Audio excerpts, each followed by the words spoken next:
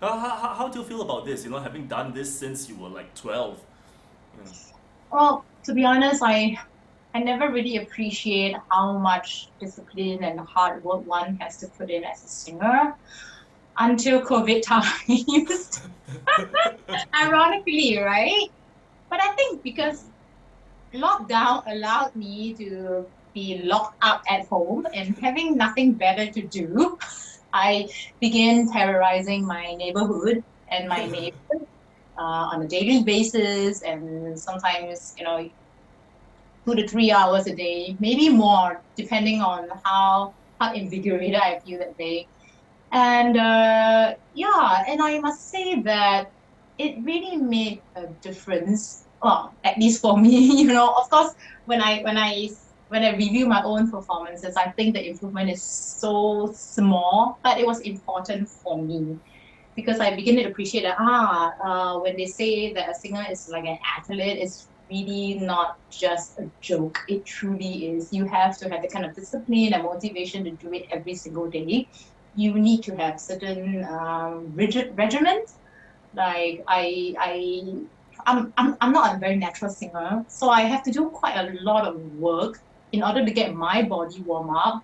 Uh, I I like to climb stairs. I like to go hiking, and I find that if I just to sing one song, I have to do half an hour of physical warm up, stretching, yoga, gargle, make sure I eat a good healthy meal before I can even start singing.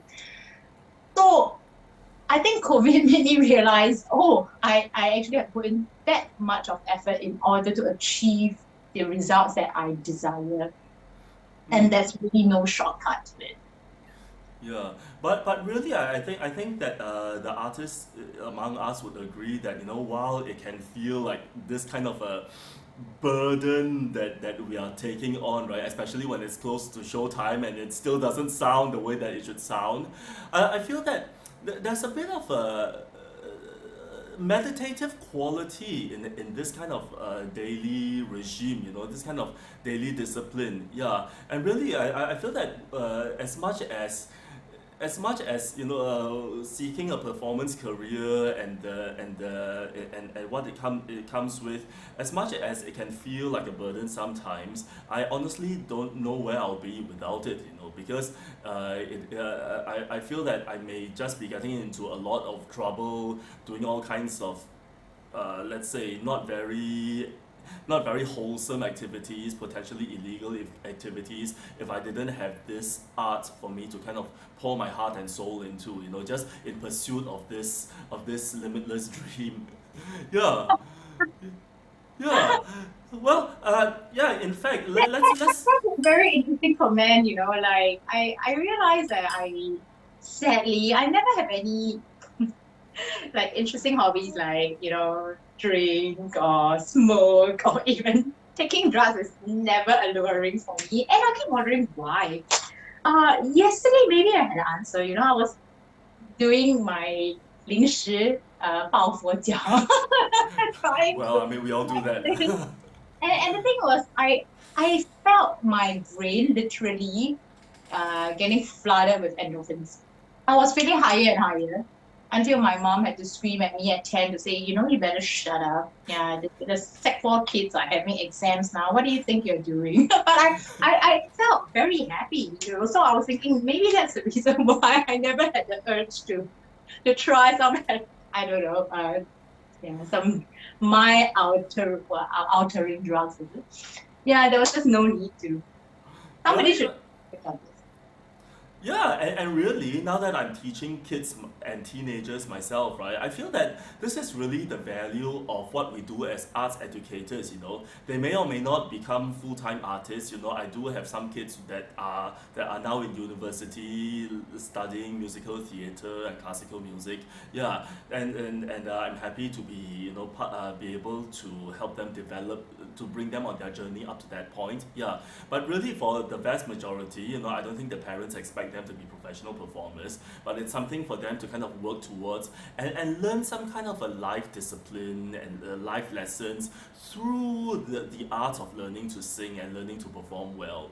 Yeah, and kind of and because the coaching is one-on-one, I think a lot of times we are kind of like informal life coaches as well. You know, we see how seriously they put the performance together, or how they put their exam pieces together, and then we we have to kind of exert our influence on them in such a way that yes, it does bring them up to a certain level by showtime and exam time, and hopefully they can apply these skills to their everyday life as well, you know, to and inform their decisions as they grow up. Yeah, how do you feel, you know, in your I, own teaching yeah, career? I agree with you. I think as an educator, sometimes when you see very little progress and you as an educator you get frustrated and you wonder like why is this person like learning, you know, are the parents like wasting their money? but but you're right. Whenever it comes to showtime, I can really see the children, even as young as 6 years old, they take it really seriously. They start to get I mean healthily competitive, I would say, because they see other kids also practicing really hard, and they realize, oh, I have to really put in the effort. And of course, everyone has varying abilities. And the thing is always to make sure that we nurture them and make sure that we are always encouraging of whatever effort they put in. And I believe that they themselves realize that they cannot give up. They must persevere even if things are not going well. I think these are very important life skills that they learn through music making. So yeah, parents who are out there listening, yes, do send your kids to Mr. Stephen Hong. Well, LOL, you know, just you know, I think um, you know, just talking behind the scenes, right, informally, right, you know that we've encountered our share of like grandmaster teachers, you know, who feel that only they have hold the absolute truth in vocal technique or whatever instrument that they teach, you know, and everyone else is bullshitting, is trying to bluff the public. I don't subscribe to that, you know. I know that I'm confident in what I do, but I also appreciate the work that my colleagues, my peers are doing with to the community as well, you know. And I think that we are all we are all good in our respective areas, and yeah, and we can also learn a lot from each other as well. Yeah, absolutely. Yeah, Absolutely. right. Yeah, and well, having said that, cheers to this, and cheers. I Cheers! cheers. Yeah, I'm saying. Yes, Yam saying, of course. What are you having, by the way? I want to say rose champagne, but of course not. This is called Piggy something from Marks and Spencer.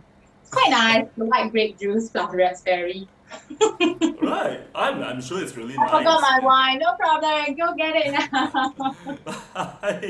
Yeah, mine is even more cheapskate. Mine is mango juice with a shot of vodka.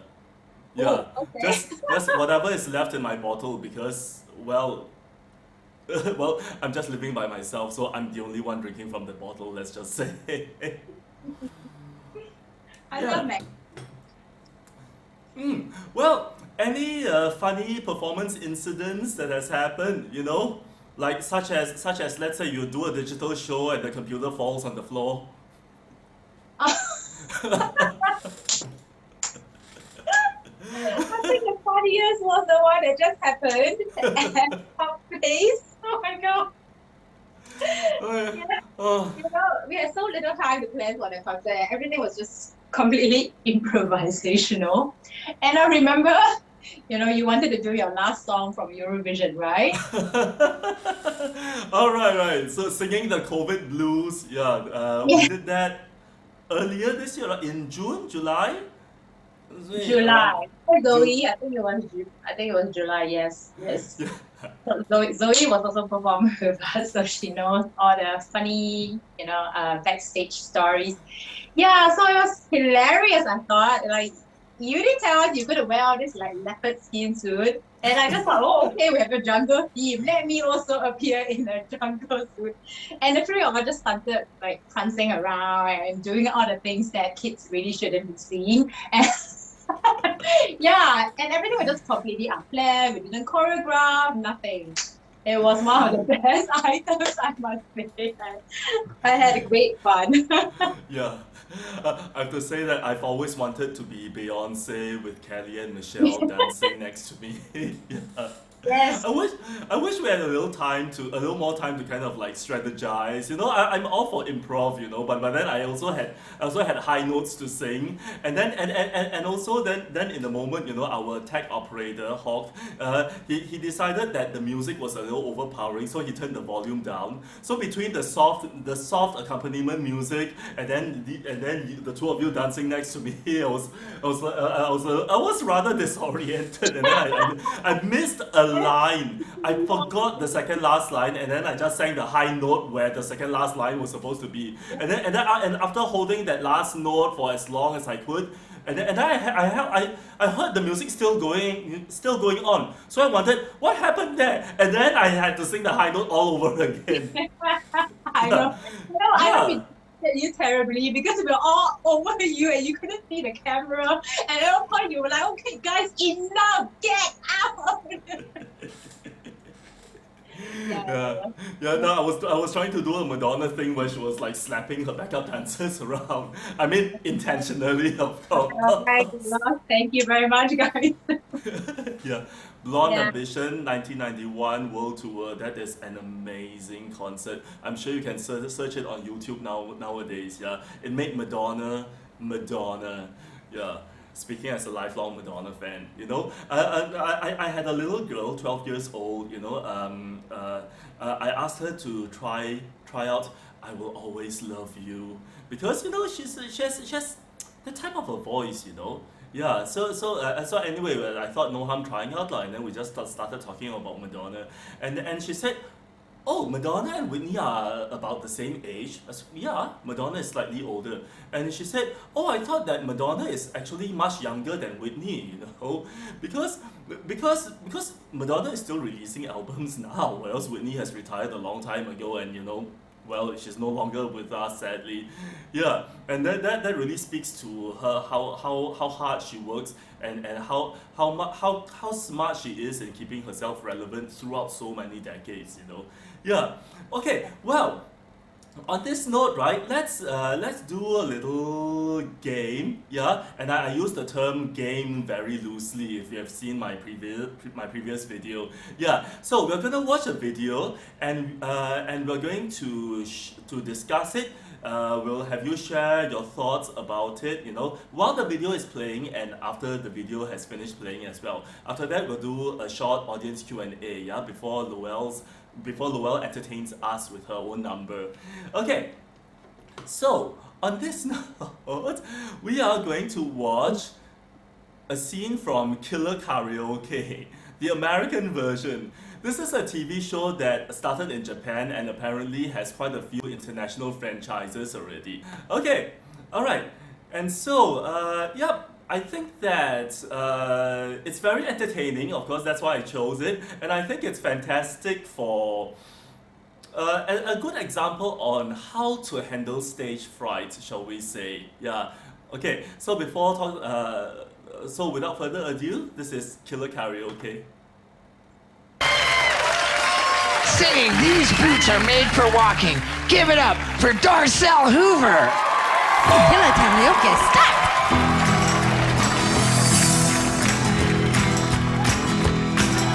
You keep saying you got something for me. What a nice voice, I guess. You keep saying love, but confess. You've been messing where you shouldn't been messing. It's good enough, 'cause this is all the rest. These boots were made for walking. That's just what they'll do. What did what the hell are you?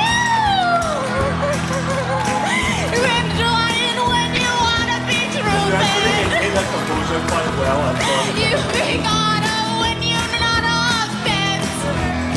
Ooh, you keep saving when you wanna be changing. Oh, it is right.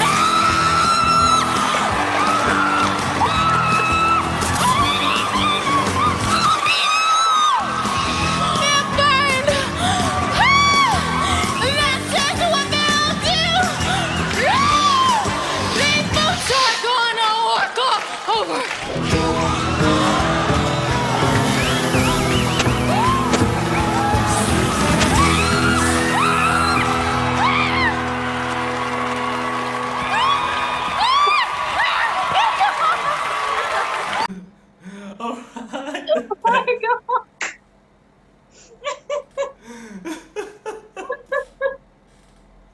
Definitely a great remedy.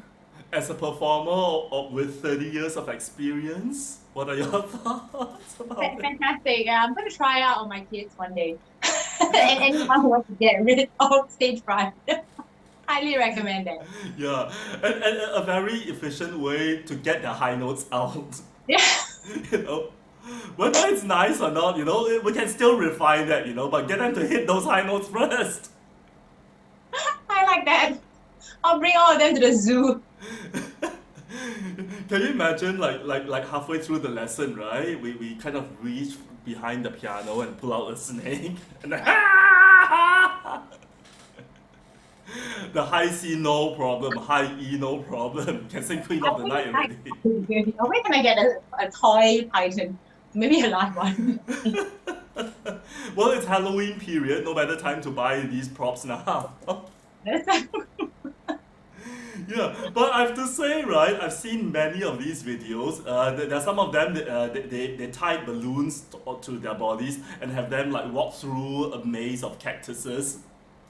And then and others where they're like stepping into worms and the snakes and even scorpions, Yeah, so I'm quite concerned about the safety aspects of this show. Yeah, I have to say that this lady really kept the composure well. Yeah, I mean, Buddha did that, right? Asking his disciple to walk across a plank. If better walk carefully, if not, he would drop into a pool of acid. Yeah. Yeah, we learned from the best. Exactly, and the host said, "Don't stop singing." She really did not stop singing. She was screaming in some parts, but she still remembered her words, Exactly. Yeah. Even with the snakes crawling over her back, over her shoulder, she still remembered her words. You see, this is discipline, guys.